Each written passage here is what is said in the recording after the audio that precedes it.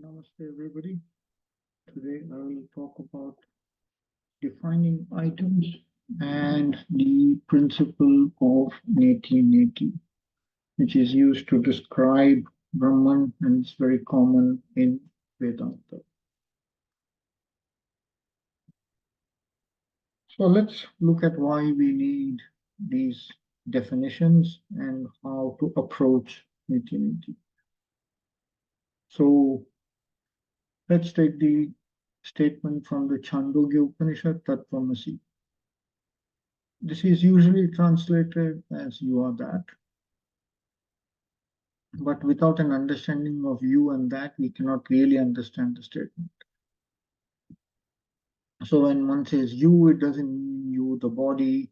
And what does that mean? It doesn't mean the house, it doesn't mean the computer that you're sitting in front of, or the phone that you're looking at, or whatever. So it's not that object. So we really need to understand what does you mean and that mean. So these are all part of the definitions associated with the statement Tattvamasi. Similarly, the Mandukya Upanishad has I am Atma Brahman, which is translated as the self is Brahman. So again, what does self mean? What does Brahman mean? What is ease? I mean, are they equal? Are they related? How do we approach that? So that's also important to understand. And we always say that these are Mahavakyas, they're all equivalent, they are the same. But note that you are that has almost nothing in common with self is Brahman. So what does it actually mean for the two statements to be the same? So these are all predicated upon having a suitable definition. So let's look at much simpler examples. Is 1 plus 1 equal to 2? Well, that depends. We need to define equality. At the character level, they are not, because one has 3 characters, the other one has only 1. But some notion of evaluation when we have, so when we evaluate 1 plus 1, then it turns out to be identical to 2. So note that in mathematics, we have notion of equality, things being identical. There's also things like equivalence, things that are similar. Go back to geometry, you'll have similar triangles and so on. So these are all very formally defined in mathematics, which gives you a precise way to reason about such types of questions. So is 1 plus 1 equal to 2? Not at the syntactic level, but at some notion of evaluation, they are equivalent. They are not identical. So in this case, equality, when it's an equivalence, holds, but equal when it's an identicalness doesn't actually hold. Now, there are different types of definitions. So, for example, we have positive definitions, that is, identify properties that actually hold. So this is, for example, a cow has horns. I mean, that is true. I mean, most cows have horns. There could be exceptions, but let's say a particular cow that we have seen, it has horns. Negative definition is identify properties that do not hold. So, for example, a cow does not eat meat. So that is a property that does not hold. That is, cow eating meat does not hold.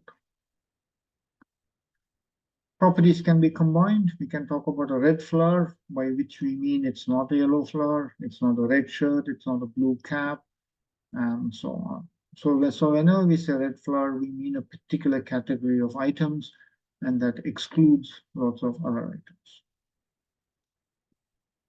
A lot of definitions rely on past experiences.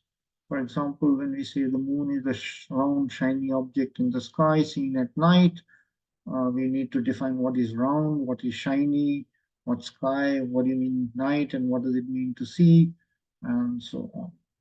So trying to actually come up with a very, very precise definition of the moon mathematically might be quite hard because it relies on some past experiences. So there's always some assumptions that we make when we define something, that those past experiences are well understood. Some types of definitions are absolute. They do not depend on other entities. I mean, despite of the fact I said the sun and the moon example I gave, sun and moon can be defined absolutely. In the sense that I can point you to the sun and say that's the sun. I can point you to the moon and say that's the moon. Its existence does not depend on other entities. Relative means it depends on other entities. Example, a father needs a child. You cannot be a father if there's no child. And similarly, child needs a parent. So these are relative definitions. Temporal is when holds at a particular time. So if somebody is asking you for directions, you say, oh, go to that house where that crow is sitting. That holds at that point in time. But you can't use that definition, say, maybe 10 minutes later when the crow has flown away. So those type of definitions are called temporal definitions. All definitions, as I said, have to define what it is, therefore also exclude entities. So they're all limiting in that sense. So they exclude things and they include things. So when I say X is finite, it means that X cannot, when I say X is infinite, I mean that X cannot be finite, and vice versa. So if I say X is finite, it cannot be infinite. So these definitions are used to distinguish entities. So I want to separate them out. So cow versus tiger, I can say, no, tiger eats meat, it has claws, cow has horns, it eats grass, and so on. But now there are also some common properties. Cows and tigers both have a tail, both have four legs, they have ears, eyes, and so on. So we need to have characteristics that distinguish them, but also characteristics that could overlap. Similarly, when we say it's a red house next to the blue house, so clearly there's an understanding of what's a blue and a red, and there are two adjacent houses. So this is, we can distinguish the two by the color of the houses. Definitions by example is sometimes easier. That's where we teach children. As I said earlier, the moon, I can just point to the moon and say that's the moon.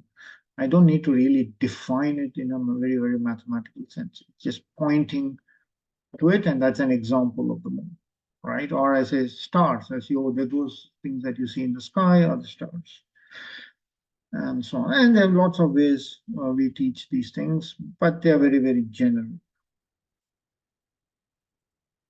Now let's come back to Vedantic type ideas. We often say this is me. So example, as a child. So we say, you know, oh, that was me 10 years ago. What does this actually thing mean? What's the notion of equality? So what is common between the child and the current person? Note that the body is not the same. Technically, the body is changing continuously. Cells grow, die all the time.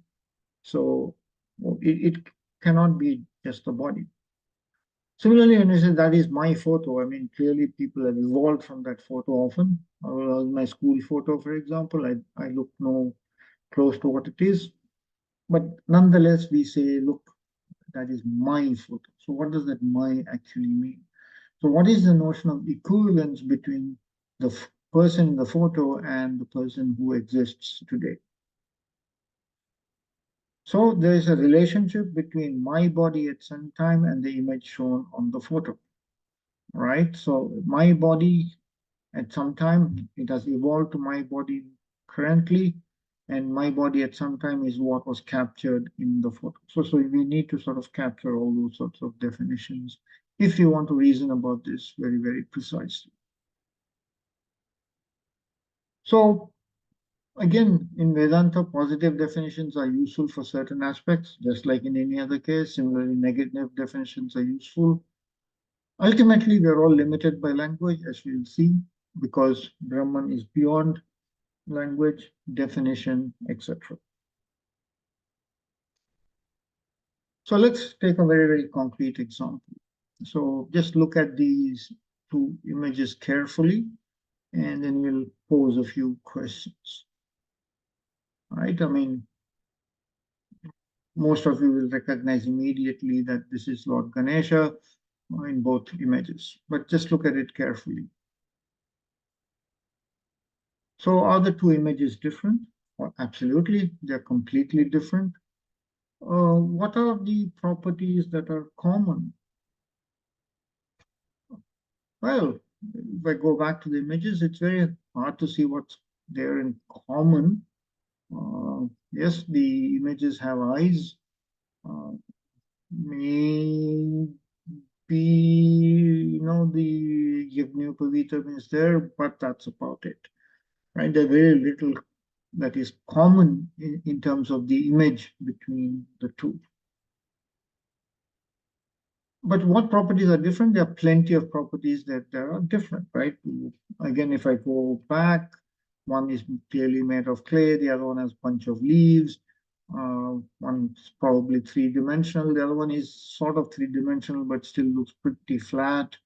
Um, there's, what should I say? I mean, the trunk is made out of clay, so it's much more elephantine. Here, just the leaves represent various things. So clearly, there are very few properties in common, lots of properties that are different. But then, most of us say they represent the same God. So why is that the case? That is because at some abstract level, they are the same. So note that we are not paying attention to the exact makeup of the trunk. So it's not that, the trunk has to be made out of clay for it to be Ganesha. So we have an image of Ganesha, and as long as it sort of maps to that image, we are happy to accept that as Ganesha. Whether it has explicit hands, it's actually sitting in a cross-leg position in the clay or whatever, that's all in some sense not material, as long as it matches this abstract notion that we have in our mind. And we do that for all gods, but that's how we represent different gods. Different people have different representations, but we all say, yes, yes, that's all the same God. So now let's jumping to Neti-Neti. Neti-Neti means it's not this, not that, and we'll see why that is the case, because Brahman is not like an object. So it's not like the two images I showed you. Brahman is not, uh, and is said to be a pure witness. I mean, this is in the Drigdrisha Viveka, which we can look at later. But what does pure witness mean? And what does it mean it's not an object? So every object has to have a witness. And if a witness can be an object, but that means there has to be another witness who looks at it. Pure witness means that there's no entity that actually can see Brahman in like the way we see an object. So Brahman does not have any properties. Because if we have properties, then somebody has to see it and say, yes, no, I saw Brahman with a tail, or Brahman with a trunk, or Brahman with, having Trishulam or whatever. I mean, so, but, Brahman is a pure witness. So obviously we cannot ascribe any properties to it. But of course, we still need to describe Brahman. And that's where the limitations of language comes, and that's when Neti-Neti comes about. So again, I want to emphasize at this point that Brahman cannot be known, but needs to be realized.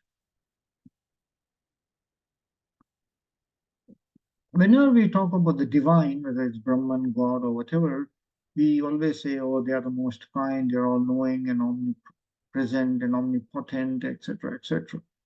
And we normally do not attach negative attributes.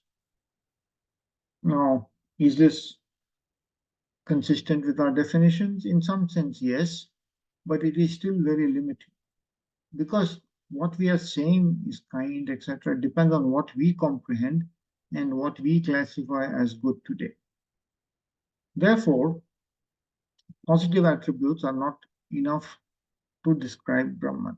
And as I said, also, like if we say Brahman does not have any negative property, then who is the witness who has seen it and attested to that particular absence of property? So that is why Brahman is unknowable. The Brihadaranyaka Upanishad says Brahman sees and hears but cannot be seen or heard, emphasizing again pure witness. There's no entity that can see Brahman. Brahman thinks and perceives, but cannot be thought of or perceived. Again, when you think of it, somebody is doing the thinking. Brahman has attributes, has power to see, but no one has seen the power to see Brahman. So, we immediately get into sort of contradictions. So, if you say Brahman has the power to see, that is, who has seen that Brahman has the power to see? Who can again attest to this particular property? So, that is why Brahman is known as empirical unknowability. Cannot be known using empirical means. But what about Tattvamasi and things like that? Did we not define you and that? Yes, in some sense, we are defining it. We are saying one you means your true self, not you, the body. And that means Brahman and so on. But again, that's just for language, for defining and understanding these sentences that we need. So let's look at sort of why Neti-Neti is very important. So let's say we want to define the notion of A is higher than B. If for any property B satisfies, A will also satisfy. Right? So A is higher than B. So anything that B satisfies, A will also satisfy. So if Brahman has property P, and let's say Brahman has also property not P, but then immediately Brahman satisfies P and not P, which is a contradiction, and that's a problem, which we cannot have. Now, if Brahman does not have property P, property say not P, then Brahman is not the ultimate because there could be an entity that satisfies not P. So Brahman has P, therefore cannot have not P. Therefore, there can be some other entity that has not P. And by our definition of higher than, there could be Brahman is not the highest. There could be something which is incomparable with Brahman. So you get into all these sorts of logical knots by attaching properties to it. Note that, if you don't believe in a single ultimate, then this is fine because then we have what we call partial orders and things like that, but I don't want to get into those definitions. But here we are assuming with Vedanta that there is one single ultimate. So what Neti-Neti says is that we cannot say Brahman satisfies any property. At the same time, we cannot say Brahman does not satisfy any property. Brahman is free from names and forms. And that's basically because the properties and reasoning we use are based on our material world and our understanding of it. And we need to transcend this material world based understanding to realize Brahman. Thank you very much. I hope you enjoy this. Please give me any comments. Thank you. Namaste.